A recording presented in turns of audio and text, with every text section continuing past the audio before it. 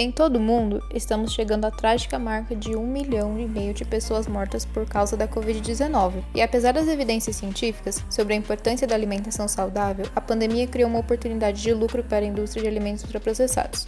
Empresas multinacionais como Coca-Cola, McDonald's e Nestlé promoveram rápida e intensamente alimentos ultraprocessados não saudáveis e bebidas açucaradas, produtos que devem ser evitados de acordo com o Guia Alimentar para a População Brasileira. Recolhidos em nossas casas, que viraram lugar de trabalho para muitos, fomos obrigados a alterar nossas vidas radicalmente nos últimos 10 meses. À primeira vista, nota-se apenas as máscaras, mas um olhar um pouco mais atento revela mudanças de hábitos, de comportamento e de preferências. A expressão novo normal virou lugar comum. Vamos olhar algumas estratégias de comunicação da indústria de alimentos para tentar compreender de que forma ela está se comunicando com o consumidor. Como exemplo, vamos começar pelo Burger King, que incorporou o distanciamento social causado pela Covid-19 em suas peças de marketing. Nelas, sugere 6 opções de combos para as pessoas se isolarem em casa, relacionando o novo contexto com seus produtos, promove as vendas de forma bem-humorada. Outras peças publicitárias, como a do Oreo, também usam o contexto da pandemia. Usam a publicidade para incentivar que as pessoas fiquem em casa, mas não sem incentivar que o consumidor compre o produto. Fique em casa, fique bem-humorado, com Oreo, é claro. E sem Oreo, dá para ficar bem-humorado? Vamos analisar também como os gigantes da indústria de alimentos e bebidas têm explorado a Covid-19 para promover uma imagem própria enquanto corporações responsáveis. O relatório O Enfrentamento de Duas Pandemias, como as grandes corporações de produtos alimentícios sabotaram a saúde pública na era da Covid-19, lançado pela Global Health Advocacy Incubator, ressalta 2 pontos fundamentais. A combinação de ações de solidariedade com estratégias de marketing, o que tem ajudado a limpar a imagem das corporações, um fenômeno conhecido como nutriwashing ou lavagem nutricional. Recurso das corporações em investir numa imagem positiva para seus consumidores, apresentando-se como socialmente responsáveis e solidárias. Essa imagem positiva faz com que seus consumidores sintam-se bem ao comprar e contribuir com essa causa social, ao invés de prontamente associar as Big Foods aos seus produtos não saudáveis e a problemas de saúde como obesidade e doenças crônicas. A realização de atividades filantrópicas pelas empresas, ao mesmo tempo em que fazem lobby ativo contra as políticas de alimentação saudável. Essas estratégias de marketing foram amplamente exploradas durante a pandemia de Covid-19, conforme veremos a seguir.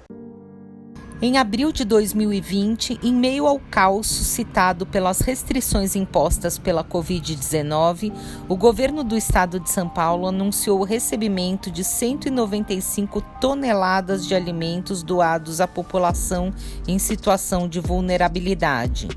Foram doados itens não perecíveis como leite em pó, sopas, biscoitos e cafés.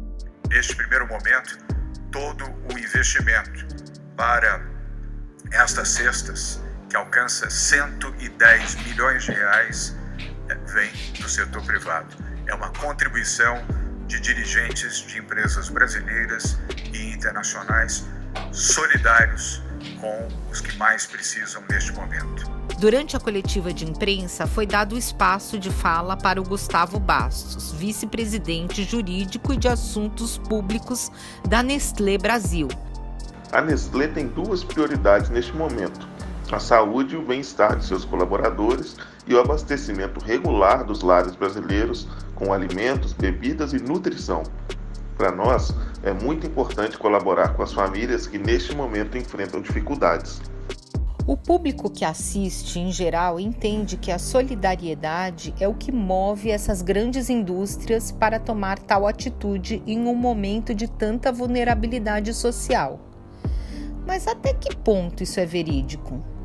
Uma reportagem do Joio e o Trigo evidenciou o número por trás dessas doações a nível nacional. Por exemplo, a Nestlé doou 55 milhões em produtos, frente a um faturamento de 4,6 bilhões em 2019.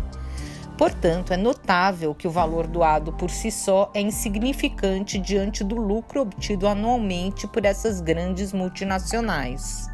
Nesse sentido, tais doações de alimentos mostram-se ainda mais problemáticas quando levamos em consideração a qualidade nutricional desses alimentos, que em geral são ultraprocessados, e as populações em situação de vulnerabilidade social e de insegurança alimentar, a quem são destinadas essas doações durante a pandemia. Imagens como essa ilustram muito bem a questão do marketing por trás das ações filantrópicas de grandes corporações da indústria alimentícia, principalmente no momento de crise e de extrema preocupação com a saúde, momento em que a tendência deveria ser de redução do consumo desses produtos. As doações, porém, parecem ser uma estratégia não apenas entre as Big Food. Como denuncia essa carta, assinada por mais de 50 organizações da sociedade civil e movimentos sociais, empresas dos setores do agronegócio, do petróleo e da mineração também têm investido nas ações solidárias para limpar a imagem de suas marcas diante do contexto de pandemia. Diversas corporações têm lançado mão dessas estratégias de marketing, que são veiculadas pela Rede Globo, por exemplo, como um ato de solidariedade. O quadro Solidariedade S.A. do Jornal Nacional exibiu marcas de grandes empresas em horário nobre da televisão brasileira, colocando essas corporações como atores unidos para ajudar o Brasil nesse momento difícil. Uma baita estratégia de marketing, não é mesmo? Em um cenário como o atual, no qual o acesso aos alimentos passa a ser um problema, como podemos criticar a ação dessas empresas? Bom, essa é uma questão bastante complexa, porém pensamos em algumas alternativas que seriam factíveis e realmente promotoras de saúde. Por exemplo, caso estivessem realmente preocupados com a manutenção da saúde dos brasileiros, poderiam fazer com que esse recurso fosse destinado à manutenção de programas de assistência social que visam distribuir alimentos de qualidade, ou mesmo dar a essas famílias a possibilidade de fazê-los. O cartão merenda poderia ser mais eficaz nesse sentido, pois promoveriam mais recursos. Claro que cabe colocar algumas ressalvas, como por exemplo a transferência de responsabilidade na compra, que deixaria de ser do Estado para as famílias em situação de vulnerabilidade social, que talvez não tivessem a possibilidade de fazer as melhores escolhas. Contudo, a alimentação não se restringiria aos biscoitos, sopas e bebidas açucaradas doadas. Um frango inteiro e 1 quilo de carne moída, ovos, maçã, milho verde, um alface crespo, bananas, e aqui só mexerica pocã, que o Renan adora, todos gostam, né?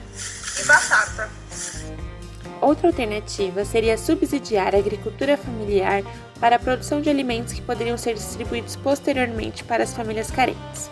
Nesse contexto, o Estado estaria gerando renda para essas famílias produtoras, incentivando a produção local tão afetada pela crise econômica causada pela pandemia, enquanto assegura acesso à alimentação saudável à população vulnerável. O governo parece apoiar a indústria de maneira irrestrita, o que denota a parcialidade do governo estadual frente aos conflitos de interesse. A indústria de ultraprocessados se beneficia dessa posição do governo, uma vez que a doação desses alimentos nada mais é do que um marketing disfarçado de ação solidária, que tem por finalidade promover-se em cima de um discurso humanitário que se traduzirá em maior lucro a médio e longo prazo. Além disso, o governo do estado atua na contramão das políticas de alimentação e nutrição já vigentes, estando em discordância com os preceitos estabelecidos na PNAD. Nesse contexto, a pandemia da Covid-19 se desenvolve em consonância com outra, a da obesidade. A disseminação da ideia de que os alimentos ultraprocessados são produtos essenciais, assim como a veiculação de comerciais que atrelam a imagem de junk food com momentos de alegria e descontração em meio à pandemia, dificultam a manutenção de uma dieta saudável. A isso soma-se o fato de que a grande sensação de incerteza compartilhada por todos nesse momento pode contribuir para o aumento da quantidade de alimentos ingeridos. Essa atitude alimentar cria um cenário propício para o desenvolvimento de sobrepeso e obesidade. Além dos problemas já conhecidos decorrentes desse quadro clínico, com a ascensão da Covid-19, outro problema surgiu. Pacientes com doenças crônicas não transmissíveis são mais suscetíveis a complicações decorrentes da Covid-19. A pandemia da obesidade já era uma situação vigente em todo o mundo. Com o coronavírus, essa situação tornou-se ainda mais crítica e preocupante para a saúde pública. Essas questões elucidaram como políticas voltadas para o desenvolvimento de hábitos alimentares, tais como o de alerta nos rótulos de alimentos industrializados, programas de alimentação escolar, restrições e taxação de junk food e bebidas açucaradas poderiam subsidiar escolhas mais saudáveis durante esse período.